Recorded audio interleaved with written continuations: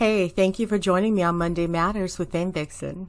Now, I'm going to talk about Jessica Mulroney in addition to racial topics, specifically between blacks and whites. So, if you're someone who is sensitive, I strongly suggest you skipping this video.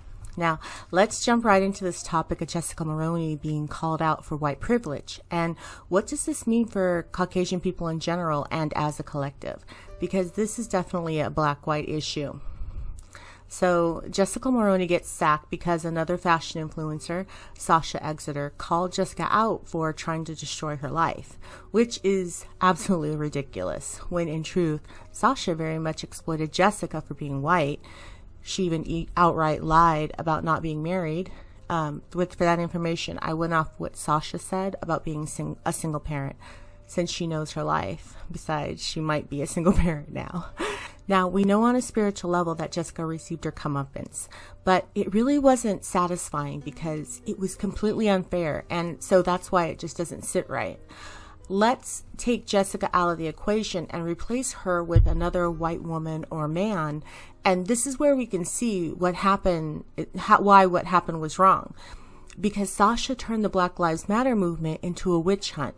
And so this became a problem for everybody who's white.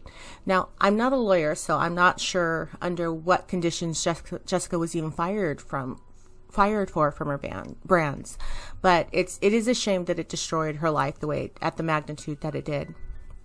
And if I were full white, I would be terrified that any black person I work with might do this to me. It feels like we're in Nazi times. So Jessica, actually, she really needs to sue in order to set a precedent. And if she doesn't, this will start happening in greater numbers, if it's not already happening. And I can't see how what Sasha did is meant to bring compassion for the black community. Especially within my lifetime, I have seen a huge change with white people becoming very tolerant, even going out of their way to be accommodating to black people. And many times it's for this exact reason of what happened to Jessica. White people don't want to be labeled as racist because many of them aren't. Now, I'm not saying that there aren't some racist people out there, but the way black people think, they think that if you're white, you're racist, But first, I received an email asking me what's the difference between being mixed and biracial. Now, Meghan Markle is mixed or a mulatto, and that means that she has one full white parent and one full black parent. Now, I'm biracial. I have one full white parent, and my father is biracial too, which means he's black, French, and Indian, Blackfoot Indian. So that's a mix of so biracial is a mix of three or more. It's usually like one white parent and the other one could be like Mexican and black or Asian and black, or, it's like a mix and then with the white. Now, being mixed comes with its own challenges, and I don't know one mixed person who wasn't forced to identify as one race or another. Now, for me, that choice was made when my mother left my dad. However, I also think that our genes dictate which culture we will truly identify with. And for me, that was white, just out of the gate. It's just something you feel inside. It's funny. It's almost like being transgender. I can really relate to their stories of feeling and being in the wrong body and being perceived as a different sex than you actually are. I'm white on the inside, but I look black on the outside. I remember one time when I was 2, my dad put Afro sheen in my hair, and I immediately was totally skeeved out, and I started rubbing my head on the windows. But maybe if they had another child, that one might be more inclined to be black. Who knows? But my point is that even combined into a person, one race will dominate above the others. Now, the white side of my family, they're very white. Let me give you an idea. When my Grammy was taking my uncle out on a walk one day, he was 7, they saw a black man crossing the street, and my uncle started screaming because he'd never seen one before. So when I was born 20 years later, they really hadn't progressed much. So in my life, I always had white friends.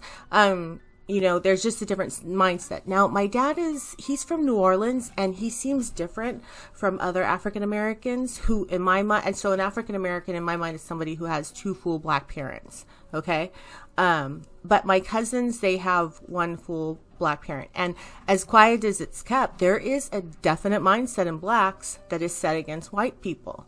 And in my experience, what Sasha did is typical for black behavior in thinking that Jessica was profiling her, when in truth Sasha was profiling Jessica. I think this mindset is just, something that's ingrained in Black people from birth. I remember sometimes I would see my dad. Like I said, it was very rare.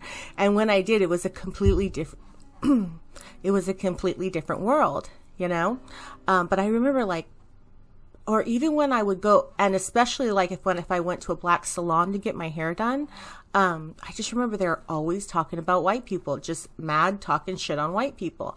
And I thought it was fascinating. And I'd always say, white people don't sit around and talk about Black people all the time. They don't, If you think about that, that is the mentality that a Black person has for a white person, so they're always in this paranoid state, And you can say, well, hey, maybe your white friends aren't going to talk about Black people around you because, the way you look. But this has been years, my entire life. And, their true character would eventually come through and show. And it's just not like that, Anyways, I know that when you are in an interracial relationship, one partner has to take on the other one's culture, or else it's not going to work. So one person, either the Black person has to be white, or the white person has to be Black. They have to, because there is a huge cultural divide. So in this case with Sasha, we have a case of reverse racism. Jessica needs to sue the living fuck out of everybody just to set that precedent, to keep it from happening to other people, Anyways, do I think that Meghan had anything to do with it? No, I don't. I don't think that they were friends any longer once Meghan jumped ship from the royal family. I think that she was really starting to show her crazy, and that Jessica was starting to wake up, and she probably didn't want her around her kids either. Jessica's a real mom, and if anything, that alone would make her break contact with Meghan, and that's the only reason I could think of that Meghan would set her up and take out revenge. But speaking of, when I did the Pride and Prejudice video, I was channeling it from medieval English kings. And when it was cool, because when I was choosing different pictures, they were talking about the different people and the personalities. Anyways, when I was writing about Prince Harry, they said one word, and they said revenge. So I don't know if that's revenge for his mother's death or Meghan being racially profiled. I can't imagine it's the latter, because it's not big enough to warrant a break from the royal family, but murder would. Anyways, I'm really looking forward to how this storyline develops. And if I were Jessica, I would definitely sue, and I would demolish Meghan, because Jessica doesn't have anything else to lose, and non-disclosure or not, who cares? You know what I mean? So the ball's in Jessica's court, and let's see what she does with it. So leave your comments down below and let me know, where do you stand on the issue? And has anybody white out there experienced what Jessica has during this Black Lives Matter movement? And if you're Black, how do you feel about what I said? And if you're mixed, where do you stand on the issue? All right, I'll talk to you later. Thank you for watching. So Vixens, go out and be the bad bitches that you are.